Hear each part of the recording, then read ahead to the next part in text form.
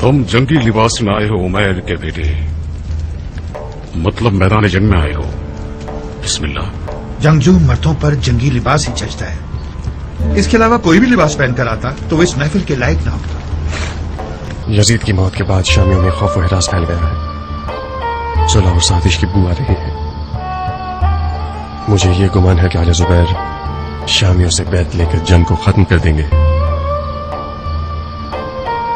खुदा इस छोटी कौम को रुसवा करे, तो फिर वो इस कदर खून जो मदीने में बहाया गया और खाना काबा की जो तौहीन की गई है वो। इन लोगों की जंग शरीयत की फिक्र में नहीं थी, तलब कुदरत के लिए थी। ये मेरे बाबा अली का कौल मुख्तार जुबैर अहले बैत का हिस्सा कहलाता था, उस वक्त तक जब उसका मनहूस बेटा अब्दुल्ला पैदा हुआ।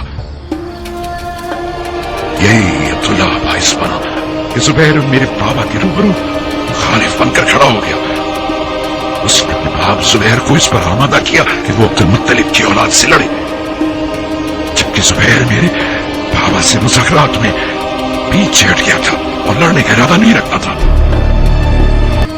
हम आपकी बैत करने को तैयार हैं, बशर्ते कि आप हमारे साथ शाम चलें और माविया इब्ने यजीद को कुर्सी से उठाकर खुद वहां बैठ जाएं। हमें शाम क्यों जाना होगा? क्योंकि हम हिजाज में नहीं रह सकते। अगर हमने आपके साथ बैत कर ली तो माविया सानी के गजब का शिकार हो जाएंगे और हम शाम लौट नहीं सकेंगे। अलबत्ता एक दूसरी राह भी है शेख। और वो दूसरी राह क्या है? जंग खत्म कर दें। और रही आपकी पहली राह, तो ये वाज़ेह रहे कि हम खाने काबा की पनाह में और किसी कीमत पर खाने काबा को छोड़ने पर आमादा नहीं। रहा सवाल जंग खत्म करने का, तो हमें इस मसले पर गौर करना होगा, क्योंकि खाने काबा की बेहुरमती करना मुसलमानों के दिलों को छलनी कर चुका है और उनको पहले से ज्यादा भड़का दिया है। शायद मैं उनके गुस्से को न रोक पाऊं। न तुम मेरे खुदा को समझते हो और न मैं तुम्हारे खुदा को। मैं सुलह की चाशनी की तरफ राग़िब हूं। बने का इंतकाम ले सके। वो अपनी दिली आरज़ू के बारे में मुझसे गुफ्तगू कर रहा था। उसकी दिली आरज़ुओं में से एक ये थी कि एक खाई में बहुत सारी घास और ईंधन जमा करके हाशमियों के लिए एक जहन्नम बना दे। मैं ये नहीं कह रहा हूं कि शामियों में से एक एक फौजी को सजा दी जाए, नहीं। आप कुछ भी कर ले मुमकिन है, फिर भी कुछ लोग बेकसूर बन जाए और उनका जुर्म साबित भी न किया जा सके।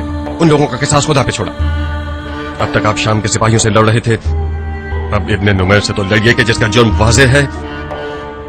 जो भी इब्ने नुमैर का साथ देगा वो गुनाहगार है। बहुत खूब, कल ऐलान करवा देते कि शामियों का अमान है, सिवाय इब्ने नुमैर के, जो खाने काबा की बेहुरमती का असल बाइस था।